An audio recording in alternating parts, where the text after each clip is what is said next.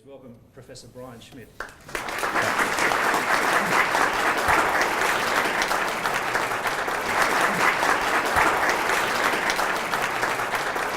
So today I'm going to talk to you about the accelerating universe, which is the work that I did that was granted the Nobel Prize in 2011. And so it's really a story not just of my work, but of all of cosmology, because science, of course, really builds on the past, the work of others. And that is certainly the case of my work on the accelerating universe. One of the great things about the accelerating universe is that if you ever meet any astronomer, they will tell you how their work helped contribute to this discovery, because it truly did. It really is a work of the entire field. And so it's quite an honor and privilege to be part of the trio of people who were given the Nobel Prize for it. So the accelerating universe, I realize that not all of us really go through and think about the cosmos, so we're going to start off taking a tour of the universe. Now, to take a tour of the universe, we're going to employ the speed of light. So the speed of light is 300,000 kilometers per second. So that's 7.5 times around the Earth each second. And we're going to march out into space. So in 1969, on the 20th of July, Neil Armstrong took his one small step, and we found out about that 1.5 seconds after it occurred, because the light or information from the moon takes 1.5 seconds traveling at 300,000 kilometers per second to reach us. Those radio waves hit just down the road here at Honeysuckle Creek, not at Parks, as the dish may have indicated, and then were broadcast around the world. Now, one thing you may not realize is that if you look at the sun, it appears small, but it is actually very large. It's about 5 light seconds across. And the reason, of course, it appears so small is because it's a long ways away, about 8 light minutes. Now, how many people here can go out, without looking at my picture, and identify the nearest star, Alpha Centauri, to the sun? Raise your hand. All right, shame on you. That's only 5% of the audience. The nearest star, our neighbor, you're very, very unsociable. You should at least know your neighbors. So Alpha Centauri is the nearest star to our own, the nearest stellar system. Alpha Centauri is one of the brightest stars in the sky. You can go out and you can see it tonight. Most of you will know the Southern Cross. And if you look at the 2 pointer stars, most of you will know those two. The brighter of the two, the one that's further away, that is Alpha Centauri, the nearest star to our sun. 4.3 light years in distance. Now let's think about this. The sun, 5 light seconds across. Alpha Centauri is actually 3 stars, 2 very close to each other. It's a star almost the same size as the sun, just a little bigger. So it's about 5 light seconds across as well. Now, if I stood here with Alpha Centauri in my hands, the size of, let's say, a basketball, let's think where the sun would be. So you're thinking? If you think where I grew up in Alaska, you got the right answer. So it's about 10,000 miles away, 15,000 kilometers.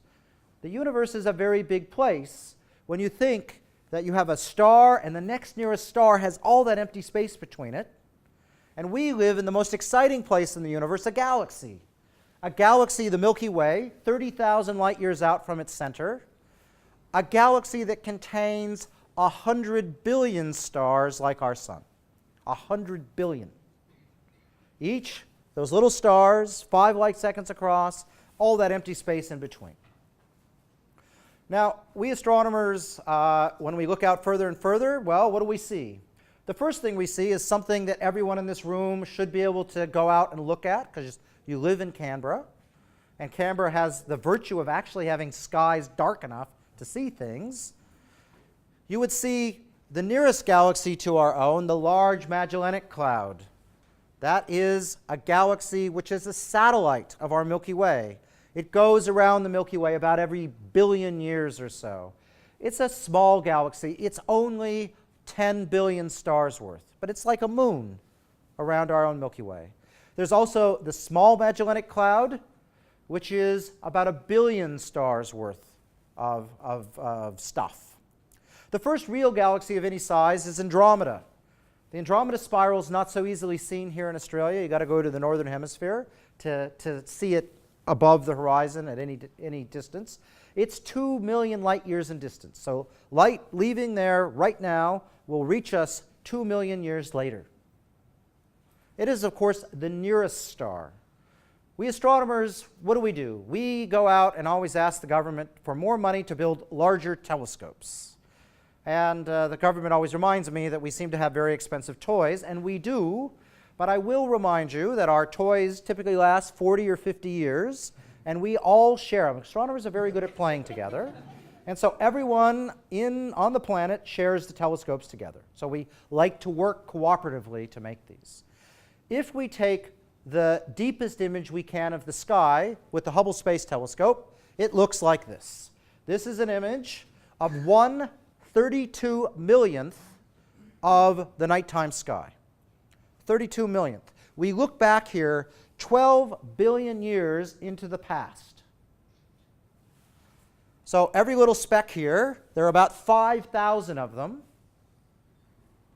is a galaxy that is analogous to the Milky Way, that is going to have 100 billion stars in it. So the universe is really big. You've got 32 million times 5,000 times 100 billion stars in the visible universe. But although that's big, that turns out to be about 100,000 times more stars than there are grains of sand on the planet Earth. Although, interestingly enough, we know the number of stars in the universe far more accurately than we know the number of grains of sand on Earth. The universe is not infinite. You take 32 million pictures, and you've seen every galaxy there is in the visible universe. And the reason that is because the universe is not infinitely old. It's 13.8 billion years old, and it started. And so we can only see back 13.8 billion light years, because that's all the time there has been for information to reach us. And we know that because we look back and we take pictures of the universe right after the time of the Big Bang. That time of the Big Bang, 13.8 billion years ago, this is an image taken 380,000 years after that. This image was just released last week from the Planck experiment. And what you're looking here is to the universe when it was hot, 4,000 degrees, almost as hot as the surface of the sun. And the whole universe was glowing like the sun. As the universe cooled, we get this snapshot. And what we see here are sound waves rippling across the universe left over from the Big Bang. So you're really thinking, if you think of the Big Bang as a time when you throw all these rocks into a pond, this is a snapshot 380,000 years after that.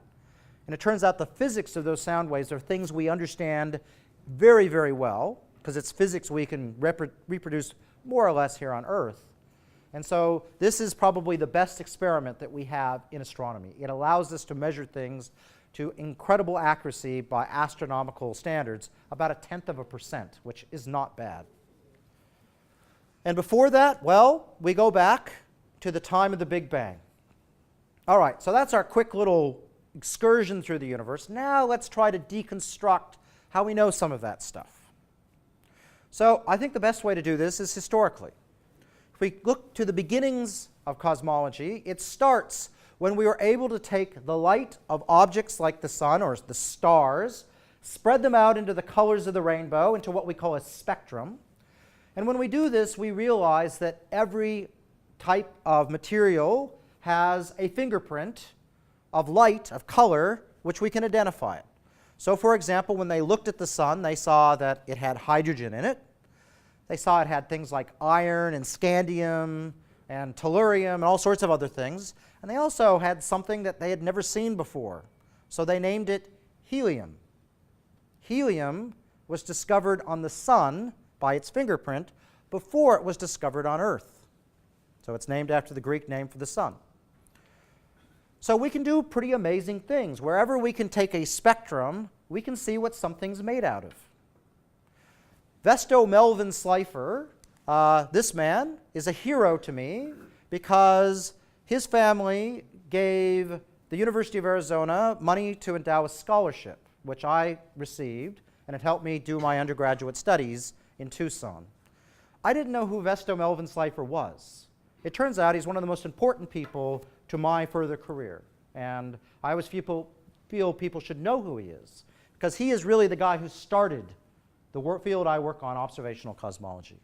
What he did is he took the light from galaxies, and he was supposed to be looking for the canals of Mars for a tycoon from Massachusetts, but he did this on the side. And when he spread out the light of a galaxy, he said, geez, these galaxies, I don't know what they are, because people didn't know what they are, but they look like they're made out of stars because their spectrum has the same fingerprints of the sun. But there was a difference. The spectrum was stretched redward of the sun. And he said, I know what that is. That's the Doppler shift.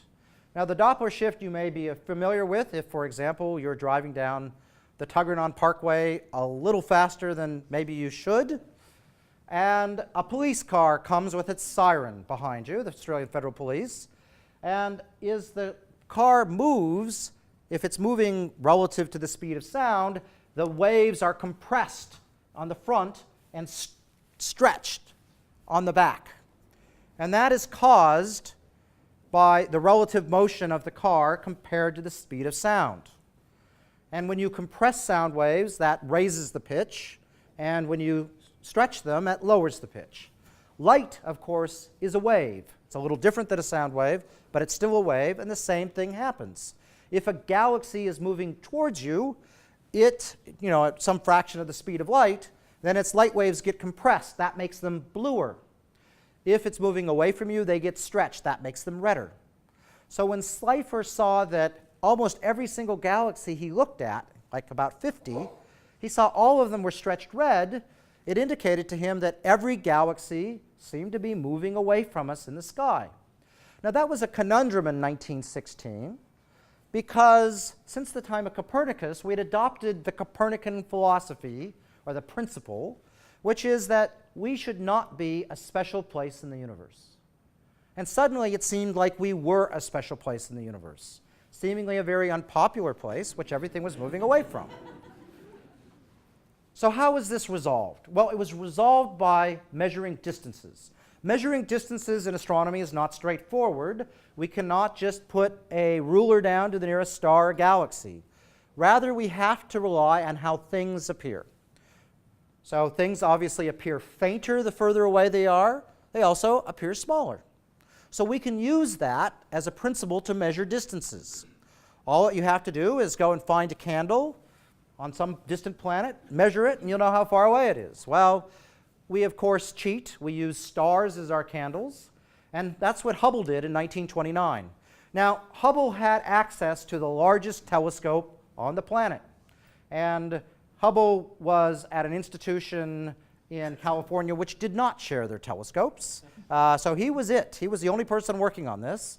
And so he had exclusive access to this huge telescope. And he went out and he looked at the stars in Slifer's galaxies. And he looked at how bright they appeared. And what he found was that the faster the galaxy was moving away by Slifer's measurements, the fainter its stars were. In other words, the further the object, the faster the motion away. Here's his data. Hubble's a famous guy. His data, well, it doesn't look so good, but it shows what makes you famous in astronomy. You have bright stars, nearby objects, distant stars, faint objects. Low redshift, low motion, high redshift, fast motion. And there's a trend. The further away you get, the faster you move. And from that diagram, Hubble announced to the world in 1929 that that means that the universe is expanding. So why did he say that? Well, because I have a computer, I can play God, and this is the closest I get to play God in my job. I'm going to take the universe, and I'm going to expand it. So I've expanded the universe there for you. Now let's overlay before with after. So when I've expanded the universe, and I overlay before and after, there's my reference place where I've lined everything up. what do I see? I see the nearby objects, when I've expanded the universe, have moved a little bit. If I measured their velocity, low velocity. The distant objects, well, they've moved a lot. If I measure their velocity, high velocity. Just what Hubble saw. In an expanding universe, you see the further away an object is, the faster it moves away. And it doesn't matter where you are in the universe, anyone's reference place sees the same thing. So it solves that conundrum as well. Now, of course, we don't base this solely on this cartoon. Rather, we base it on a much more elaborate theory that came to us via Einstein. So Einstein, in 1907, 2 years after he had his E equals mc squared moment, had what he described as the biggest idea of his life. And that idea was that acceleration due to gravity and acceleration due to moving more quickly were equivalent. They were exactly the same thing. They always had the same value. A subtle thought.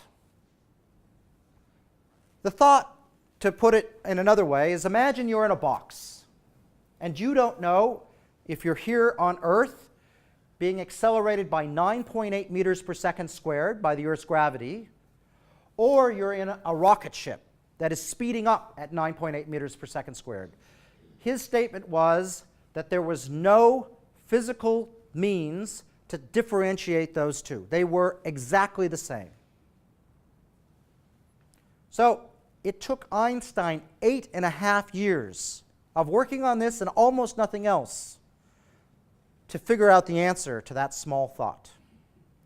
And that thought that he had was called general relativity, and it resulted in a revolution of our understanding of how gravity works. So it predicted curved space, and that was something that was shown to be correct almost immediately. And the idea of curved space is that gravity curves space, it bends it. So, for example, if you go out and look at an eclipse where the sun is in front of a part of sky and you can look at the stars, those stars will be moved compared to when the sun's not there, because it will warp space. In 1919, here is the data that was taken by Sir Arthur Eddington, a theorist. Now, Eddington was sure relativity must be correct. And so he arranged for 2 experiments, one which he led, and the other led by Cromwell, who was the astronomer royal. Now, Eddington, here's his picture, was under cloudy weather. And you will notice there's no stars here.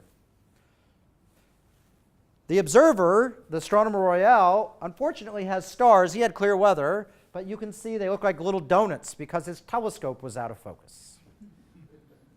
Nonetheless, Eddington went through and analyzed this data and announced to the world in 1919 that Einstein was right, that Newton was wrong, and this made Einstein an instant celebrity because Einstein came up with his theory of gravity from thought alone.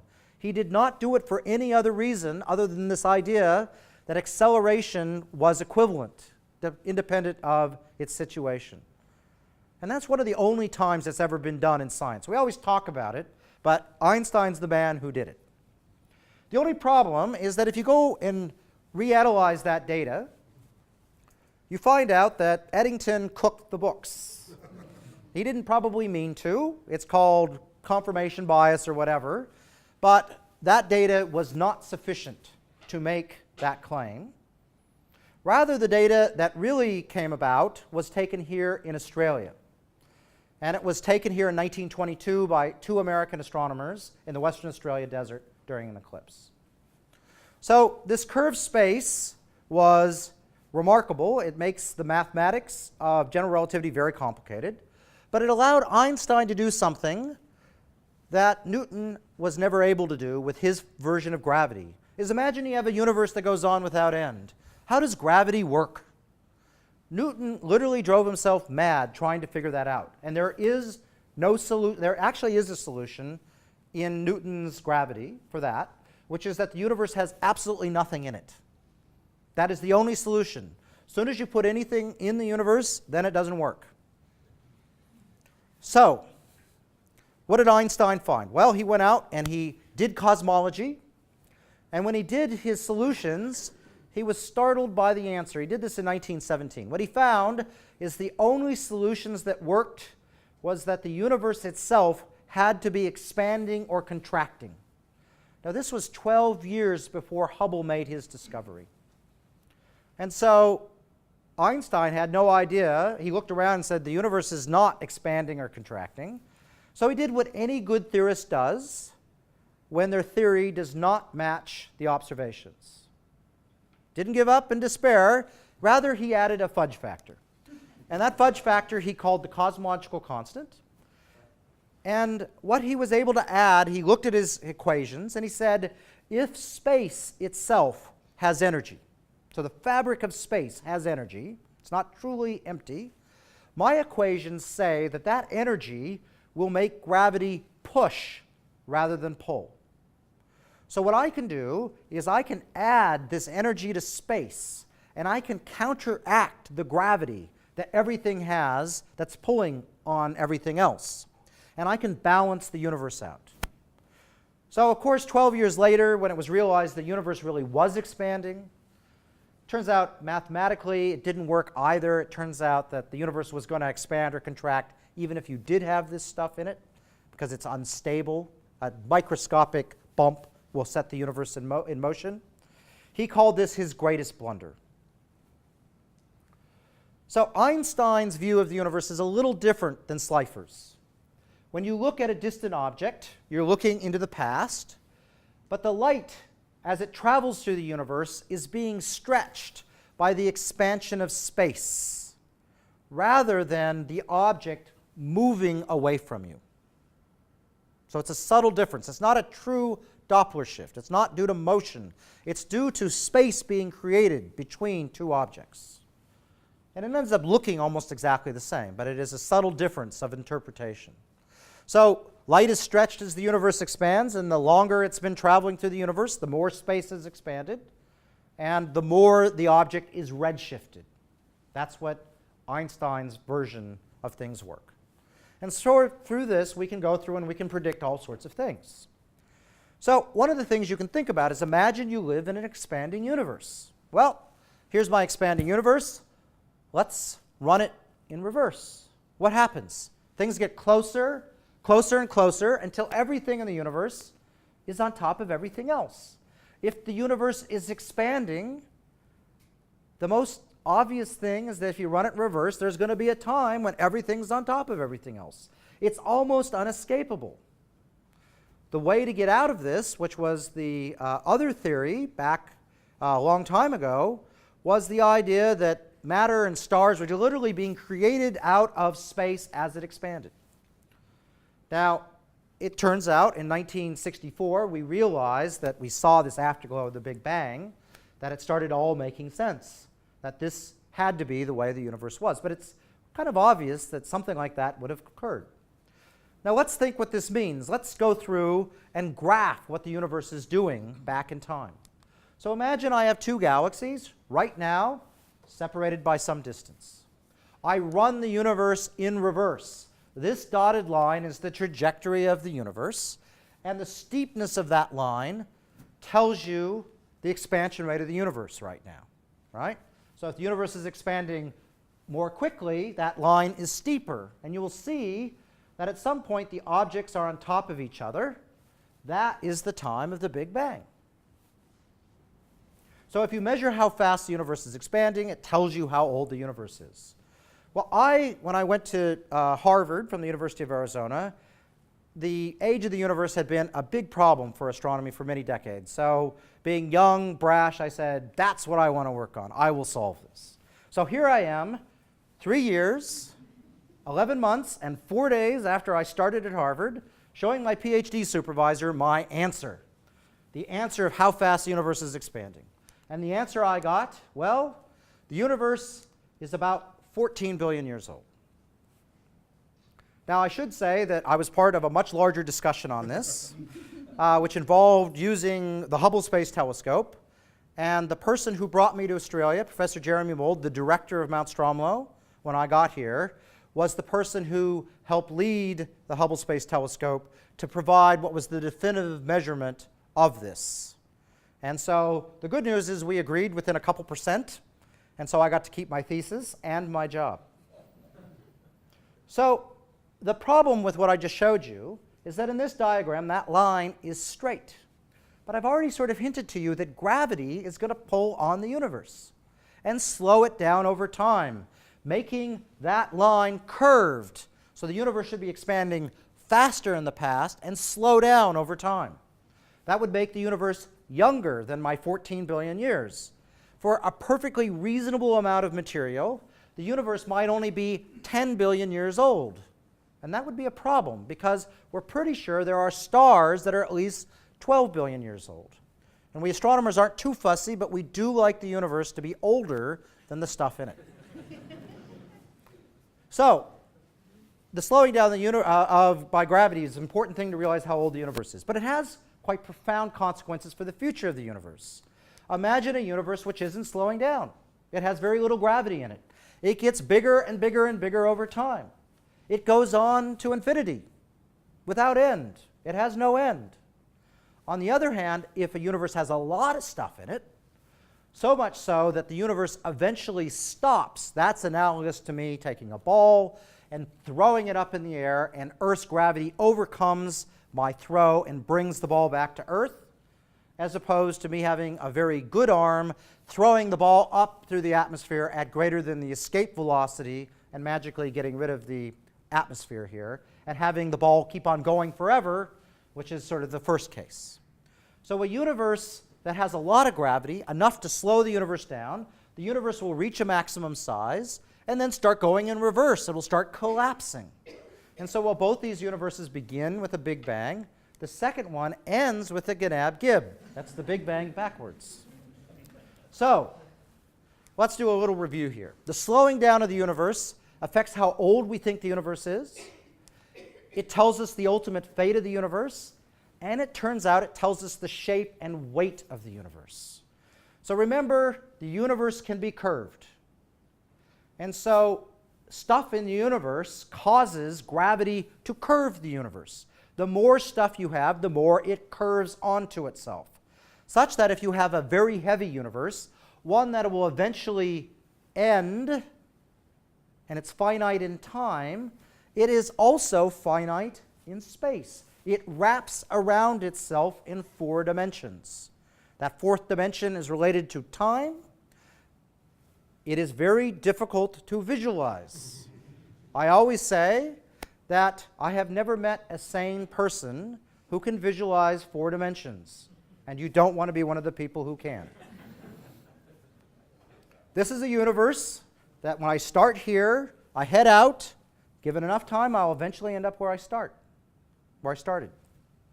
And you say, how does that work? I can write down the mathematics for you, but I too cannot visualize that. The other universe, a light universe, bends away from itself in the shape of a saddle. For those of you who are mathematicians, hyperbolic geometry, spherical geometry.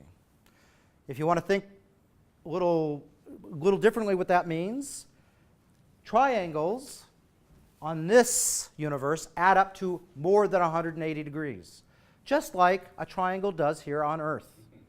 You may not realize it, but if you send 3 friends around, or 3 of you go around a long ways apart on the Earth and you measure your angles, they add up to more than 180 degrees. You can prove this if you get a globe and you start at the pole and go down to the equator, and you can realize that you can't make one with less than 180 degrees, but you can make them with more than 180 degrees. This universe, the angles add up to less than 180 degrees. And then there's the just right in this three bears and Goldilocks story, the just right universe. That universe precariously balanced between the finite and the infinite, where space neither bends onto itself or away from itself. This universe is also just right because it is the universe that theorists who try to understand the Big Bang right after the Big Bang, how the universe ended up looking like it does, their predictions pretty much say the universe we think has to be this way. Now, for those of you who would have read the Canberra Times this morning, you'll see I'm a bit of a skeptic when it comes to theory. And so my view was, well, it's great to say that, but let's go out and test it. Because all the evidence, it turned out, in 1994 was against that. So here was my plan. My wife and I met my wife who was doing a PhD at Harvard in economics, and we both had to find a job somewhere. So we applied all over the world, and the first time we didn't find a job in the same place, so we tried again. And fortunately for me, I got a job here in Canberra at ANU. Now, Mount Stromlo Observatory is one of the top 10 astronomy departments in the world, about the same stature of Harvard was. So we sometimes don't, I think we forget just how good some of the departments here at ANU. We don't think of it that way. But for me, it was a place just like going to Harvard. And for my wife, the ANU was quite good in economics and also had all the public service economics. And so it took me 4 attempts to get my job at the ANU. My wife applied for 6 jobs here in Canberra. She got all 6 jobs she applied for. I always say that if you want to go get a job, a PhD in economics from Harvard is worth a lot more than one in astrophysics. Anyway, so when I got here, I said, I got a chance. I want to do something big. Forget the age of the universe. Let's measure its ultimate fate. Let's measure its true age. Let's measure its shape. Let's measure its weight. And the way I was going to do this was to take what I did for my PhD thesis, measuring how fast the universe expands now, and compare it to what it did a long time ago. And I can do that because I can look into the past. And I can look into the past by looking a long ways away. So imagine I can go in and measure how far things are away and how fast they're moving away from us, and do that nearby and compare it to what the universe is doing a long time ago. Well, what do you find? If the universe hasn't changed in its expansion rate over time, that means gravity isn't slowing it down. It means the universe is going to go on forever. It's infinite and it's light. On the other hand, the universe has a lot of stuff on it. There's a trajectory on which, of one side, gravity wins, the universe is heavy, it's finite, and it's young. On the other side of that trajectory, gravity loses, and the universe expands forever, and it's infinite. And that trajectory is the just right universe, that universe on the knife edge between being finite and infinite.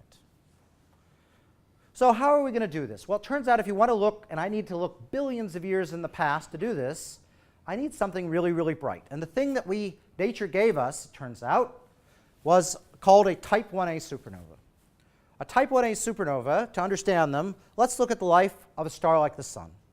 So our Sun was created 4.6 billion years ago, and in about 4 billion years, it's going to rearrange itself, and it's going to puff up to what we call a red giant, destroy the Earth, and collapse down to a tiny little star called a white dwarf star. White dwarf star is about the size of the Earth, but still the mass of the Sun. Now, if our Sun was born as a binary star, that same process happens, but the other star is not destroyed. They're much, much bigger, a million times bigger than a planet. And that allows that second star, which will go through that same rearranging process, to start dumping material on the first star, making it grow heavier and heavier until, boom, it becomes the universe's largest thermonuclear bomb. 1.38 solar masses of nuclear bomb. And remember, the Sun is 1,000,000 times heavier than the Earth, and I don't even know how many times heavier the Earth is than an atomic bomb. These are big bombs. They take about 20 days to reach their maximum brightness. They shine 5 billion times brighter than the Sun. They synthesize 2/3 of the iron in all the universe. So the chairs you sit on today were created in these explosions. At least 2/3 of the iron were. The other third came from a different type of explosion. So these things are a great tool, but you have to figure out how to use them. And I have to admit, during my thesis, I knew people were working on these, and as near as I could tell, they weren't working very well. But a team in Chile who I was working with showed me wrong. And what they found, by going through and tracking a bunch of these things, that they had a pattern. There were objects that rose and fell quickly that produced very little iron and were not as bright as the ones that rose and fell more slowly, which produced a lot of iron. And so once you could calibrate these supernovae, that is sort of measuring how many watts were on the light bulb, that allowed you to make much better measurements than you otherwise could. In 1994, Mario Hamwi, who was a friend of mine, came up to Harvard and just after I'd finished my thesis, and showed me his work. And here was his measurement of the expansion rate of the universe. Each object is a supernova, and you can see all of his objects lie right on the line. Mine didn't all lie on the line. That's because I had greater uncertainty. His objects indicated he could measure distances as accurate as 6%. Now, 6% for an astronomer, when we're used to doing factors of 2, was brilliant. My method worked to about 25%, and people thought it was great. But this was 4 times better. So I immediately dropped everything I was doing to start working on these, because I could see the future was here. And eventually this team in Chile found 29 of these objects, and they provide the fundamental basis of the experiment I'm going to now talk about. The other thing that happened in 1994 was one of technology. So there was this breakthrough of how to use these things, but the other was being able to find them. And this was done by a group out of Berkeley who had been working for 6 years to find these things and had failed year after year. In 1994, 2 things happened. The new telescopes of the new era were launched. The Keck telescopes, the first of the 10-meter style telescopes, were launched. They were big enough so that we could actually get enough light to measure what these things were doing 2/3 of the way across the universe, up to 8 billion years in the past. These are still the largest telescopes on planet Earth. As I said, they were commissioned in 1994. We used these telescopes for a long time, and I'm proud to say that the Australian National University, since our government has not done a very good job on this front, has bailed Mount Stromlo out and has just purchased time from California for ANU astronomers on these telescopes. So that's a great thing that the ANU has done for us. Without it, I don't know what we would have done. So these telescopes were part of the solution. The other part were digital detectors. Digital detectors were invented by physicists and were used initially by the military. But the place where they had their biggest effect was within astronomy. And so astronomers kept on pushing the technology of these things indirectly. And the digital detectors we all have in our cameras have a heritage of astronomy going through and working through getting these things developed. So I wouldn't say we invented them. I wouldn't say we actually made them something commercial, but we were involved in that process at a very strong level. And so these things allowed us to essentially take pictures of the nighttime sky. Now, the nice thing about one of these detectors is it's 100 times more sensitive than photographic plates and the human eye. They are digital detectors, so they're easy to manipulate with computers. And in 1994, we went from having these tiny little ones that were sort of 500,000 pixels to 4 million pixel detectors. So a 4 megapixel detector, you say, oh, my iPhone's got 8. But this was in 1994, and so we had to deal with this data in a time when we had the Pentium 100, if anyone remembers those. We had 1 gigabyte hard drives, but we were taking 50 gigabytes of data a night. And trust me, I didn't have the NCI just down the street to deal with. I did, actually, but I wasn't in Chile where I needed it. So it was a real struggle, and my job was to try to sift through all that data. So when we were working on this, there was actually a competition, because that group at Berkeley that had worked for 6 years to find these things had their own way. They were born out of particle physics. We were born out of astronomy. We knew how to use the objects to measure distances. They knew how to find them. And so we ended up with a competition because we realized that we were culturally very different, and it was clear we were not going to easily be able to work together. We just had different ideas of how to do the experiment. And so a very, I won't say bitter, but strong rivalry, and there's Saul Perlmutter, the leader of the other team, and my team. We worked very, very hard to make this measurement first. Now that competition, while fierce, was good, because the first thing it did is it meant we had to work quickly, we had to work with limited resources, but everyone knew that we were going to check each other's work, so we worked very carefully as well. So the challenge of finding one of these objects with a P100 and a gigabyte of hard drives was quite strong. We would take roughly 1,000 of these 4 megapixel images a night, and in those there might be 4 exploding stars. So there's roughly 10,000 objects on each one of these, and we have to find the wheat, separate the wheat from the chaff, or really find the needle in the haystack. There wasn't, wheat and chaff means it was 50-50. No, this was really 1 in a million that we had to find. So here's the object. This little guy is a supernova. And so the way we found this was by taking 2 images, a before and an after. And my job was to write the software that went through, aligned the before and the after, and we had to get it right to about 1/100th of a pixel, to then warp this image so that the stars in this image and those images look the same. We have to do that because the atmosphere is different each time. Scale the images up, subtract them, look for the little things, and try to say that is a supernova. That was my job. I would say my software was not brilliant, but it did work. That was the only redeeming feature. So this object, for example, was an object 5 billion light years in distance. So it exploded before the Earth was formed. So the power of astronomy, being able to look back in the past, is really quite remarkable. I cannot, unfortunately, look into the future. So I'm going to take you to Chile and to the CTIO 4 meter, where we did this experiment. On one of our runs, as the sun sets, here's Greg Aldering, silhouetted. He's the bad guy. He's from the other team. They used the same facility as us because it was the best facility in the world for doing this. And we did share these facilities despite being in different parts of the world. As the sky went by and we sipped our Chardonnay and watched the photons come down the telescope, my software was there processing the data. Now we have to be very careful because we only get 6 nights a year, because remember all the astronomers in the world want to use this telescope too. So it's very competitive. And my software, well, finds asteroids, sometimes it makes mistakes. So we have a sweatshop of people going through everything. It says, hey, look at me, look at me. And time is of the essence, because within 18 or 36 hours, we have to tell Keck on the other side of the planet what to look at.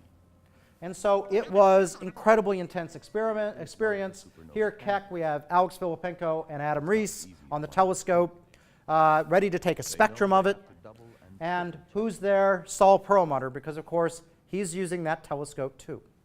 As I say, we do all use the same facilities. So they seem big, they seem expensive, and they are, but there's only a few of them across the planet, and we all do share them. So what did we find? Well, here was our answer that popped out at the end of 1997. And when I saw it, I have to admit I was perplexed. So let me explain what we have here. Each supernova measures how fast the universe is expanding at a given time. And so this is how much light has been stretched.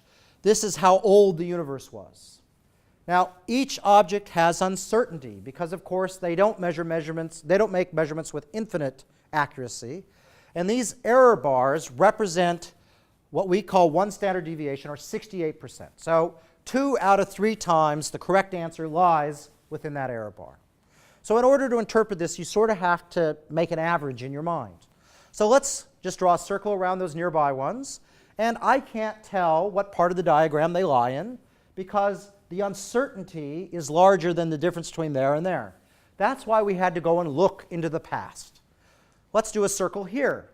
The first thing I noticed is that not a single one of those distant objects lie in the part of the diagram where the universe is finite, the universe is heavy, and the universe is eventually going to end. I will say that depressed me because I really like the idea of a universe that ended. It seemed to have a nice symmetry. I've soon learned that the universe does what it wants. It does not care what I think. I then noticed that on average, those objects lie above the yellow point of the diagram, where the universe is slowing down. On average, they lie in the part of the universe, the part of the diagram, where the universe was expanding slower in the past, and it had sped up. Now, people ask, what did you say when you saw that? Did you say, Eureka? And the answer is no. What I said is, oh God, what have we done wrong? So we spent several months going through each part of the experiment, trying to figure out where we could have gone wrong. After that work, that was work that Adam and I did very closely with the rest of the team, we realized that we could not find a mistake. And I have to admit that I figured this was the end of my career because I knew I had to tell people about it, but it just seemed so crazy that the universe would be speeding up. So we did tell the world about it in 2 papers, and part that I didn't know what was happening is that Saul Perlmutter's team, the opposition, was scratching their head because they were getting exactly the same answer as us. And we didn't know about them, and they didn't know about us. So in 1998, 2 papers came out with the same answer. And I should say that statistically, if you analyze that data, we were sort of 99.95% sure the universe was speeding up. They were 99.95% sure the universe was speeding up. And together, we were 99.999% sure the universe was speeding up. Which turns out, for particle physics, is not enough to make a claim. But in astronomy, if we waited till we had 99.999999, we would never do anything. So that is what led to our team being honored with the Nobel Prize. Here are all of us. We were astronomers on 5 continents. And this is the only time we were all together at one time at one place. But it was great to be able to celebrate with them. We had a great time in Sweden. Since most of you probably don't get a chance to go and win a Nobel Prize, the Swedes really treat this as their big national event. And as a scientist, I can only say thank you, because we have Footy Week, they've got the Nobel Prize ceremony. I liked Footy Week, but this is great. So the other team, of course, was there, also celebrating in style. And when you land in Stockholm, in my case, what they do is they say, Professor Schmidt, please come to the front of the plane. Everyone else remain seated. You're kind of like, okay. Me and my family go out, and you get to go out the front of the plane, down onto the tarmac. You don't clear customs the normal way. There at the bottom of the tarmac is a guy in a BMW whose name he introduced and said, hello, my name is Stig. And I said, Stig? And I thought, geez, Stig is going to get us around the streets of Stockholm quickly. And he did. You get to meet the King of Sweden, who presents you an award. And in my case, I had presented him with one of my bottles of Pinot Noir that I make here in Canberra, which he had already drunk. And he told me he really liked. I said, thank you very much, sir. And in my case, they also gave me a princess. So this is Crown Princess Victoria, 6 months pregnant, very good conversationalist. And as I told my wife, I said, I look so glamorous with a princess on my arm. She didn't appreciate that so much. But she did have a very tall, handsome Swedish prime minister, so she did all right as well. So what is pushing on the universe? Why did we win this award? Well, we seem to have what Einstein came up with in 1917. His fudge factor, his greatest blunder, seems to be our great discovery. The universe seems to be full of energy, energy that makes gravity push rather than pull. But to make it work, we need a lot of it. Now, we don't quite know what this stuff is, so we give it the euphemism dark energy. Whenever astronomers don't understand something and can't see it, we call it dark. Dark energy. Or we don't really understand it energy. So the problem is you really need to have 30% of the universe be stuff that makes gravity pull, and 70% of the universe be stuff that makes gravity push to make this work, to match our observations. So when we went out and told the world the universe was speeding up, we were really telling people, hey guys, you missed 70% of the universe, and by the way, this stuff makes gravity push, not pull. Hence why I was a little reluctant to go out and say this. So people went out, and they, of course, wanted immediately to see if we got the right answer, because skepticism in science abounds, and as it should. So one of the first big experiments was done here in Australia. And it was an experiment where they went out and used the Anglo-Australian telescope as it was then known, and it didn't burn down, so it's still there. And they went out and measured 221,000 galaxies.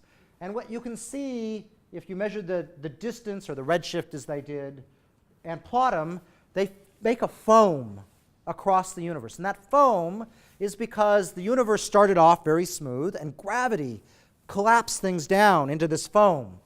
And so you can measure how much attractive gravity there is by the shape of that foam, and you can do it very accurately.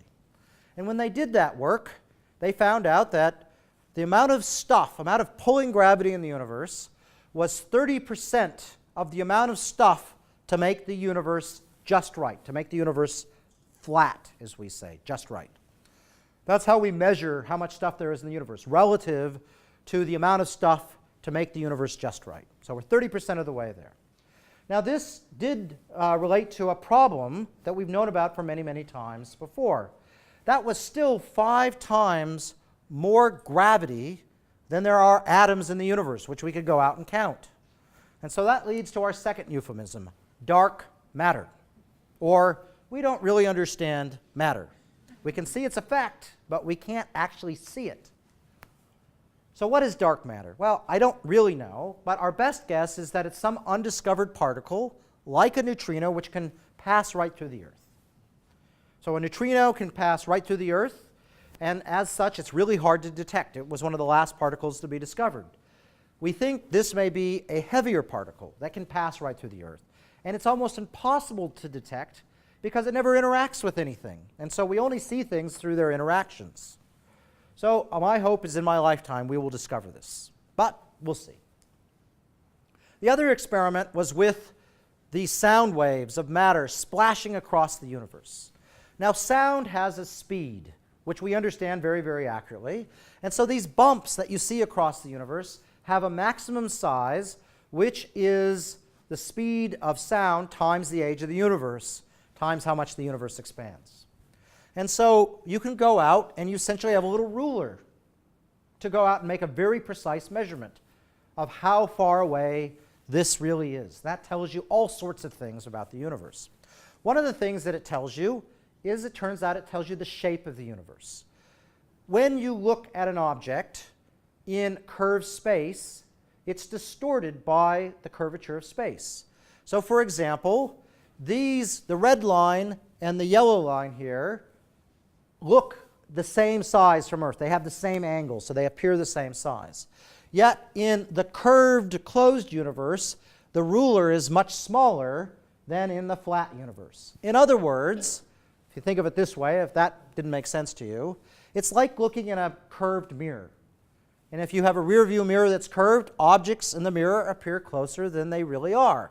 That's because the curvature of the mirror acts like the space being curved and curving light. So objects appear larger in curved finite space. And I remember I told you we can measure these things in that experiment to 0.1%. That allows us to differentiate whether or not the spots look like this, whether or not they look like this, or they look like that. And it turns out the answer is they look just right. The universe is geometrically flat. It's just right to within, well, it was 1%. It's actually 0.1% now, as of last week. Now, it turns out any type of material, whether it makes gravity push or pull, contributes to bending space. It doesn't care what type of matter it is. So that means we can do some subtraction here. Everything adds up to 100%. 30% of it is gravitationally attractive, leaving us with 70% mystery matter. The same mystery matter that we seem to have discovered pushing the universe apart. So we're left with a really messy universe. A universe which is about 31% gravity that pulls and 69% gravity that pushes. Note that only 5% of the universe are the atoms that we can see that we're made out of. So you may be thinking, hold on here, you've got to make up 95% of the universe to make things work? And the answer is yes, we do. Well, doesn't that mean you don't really know what you're doing? Perfectly reasonable. Well, this model, this idea makes predictions. And it's been making predictions since 1998. It turns out when we measure those sound waves, we can measure a curve, and you will have seen the curve maybe in the press release. It's a very complicated curve. This model, in advance, exactly predicted that curve. That is a curve that is incredibly complicated to predict in advance. If you get rid of this picture in any way, shape, or form, the curve looks different. Reality is an idea that predicts things. No more, no less. We think of reality being far more, but your version of reality is what you can hold on, what you can see, and how things interact and behave compared to your expectations. So reality is complicated because are Newton's laws of gravity correct? I mean, when I drop this here, I don't go through and figure out how much space is being curved by this and the Earth. I go through and use Newton's laws because that is a reality I can easily do, and that is the way I think of gravity in my head. And it is a version of reality. It just doesn't quite get everything correct. So this model, I will not say is absolutely correct, but it's more or less correct because it is able to predict every single thing that we've been able to measure in the universe since. But hopefully we'll find a mistake at some level in the future. So why do we do this work? Does anyone know who this person is? Well done. This is the person who invented the World Wide Web. He works at CERN.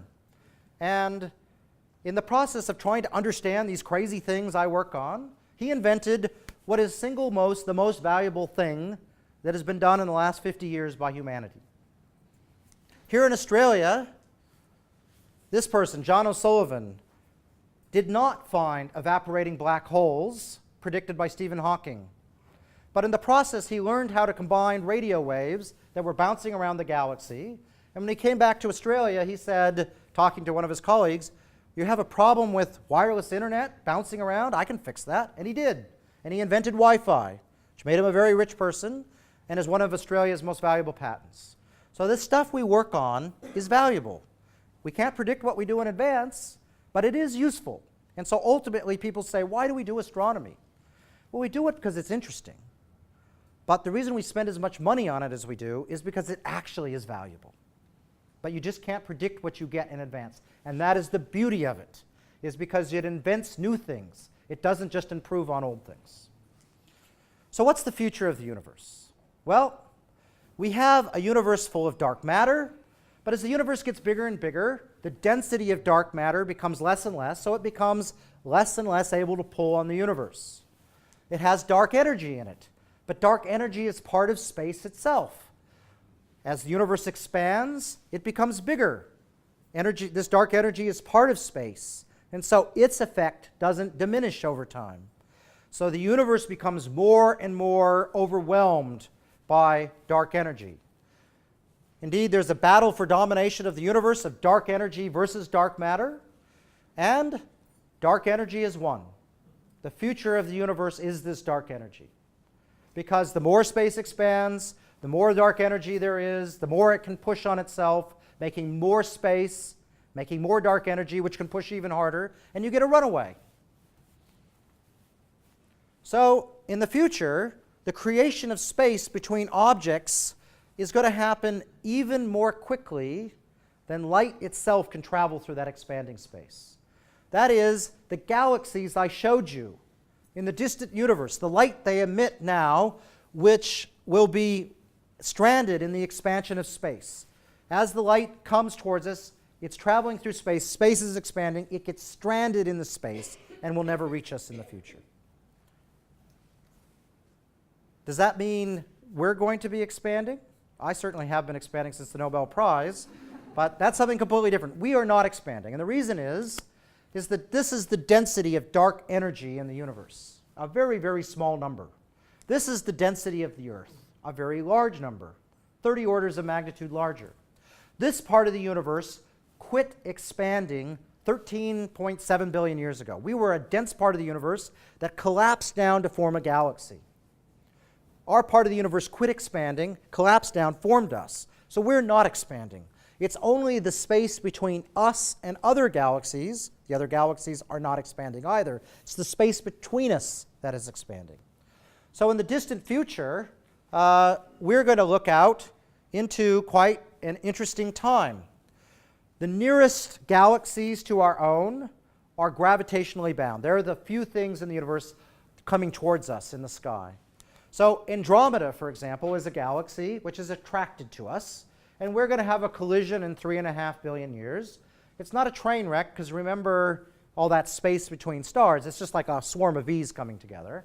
And we're going to end up living in a new supergalaxy, a galaxy full of stars, but very little dust and gas. It'll be kind of a boring galaxy, quite frankly. But every other galaxy that doesn't form into this galaxy will be expanded so fast away from us that we will no longer be able to see it. We will live in an island universe, isolated from everything else in the universe. We will see stars, but we will look out into emptiness. And that has quite a profound consequence. But I need to give a caveat, which is that until we understand this dark energy, anything is possible, because a theorist can go through and make it do something different in the future. Now, that's not really likely, but it is a possibility. But unless this dark energy suddenly disappears, well, what's going to happen? The universe is going to continue to expand faster and faster, fading away into oblivion, leaving us in this universe that has no information and means that people like me will be unemployed. So the time to do astronomy is now. Thank you very much.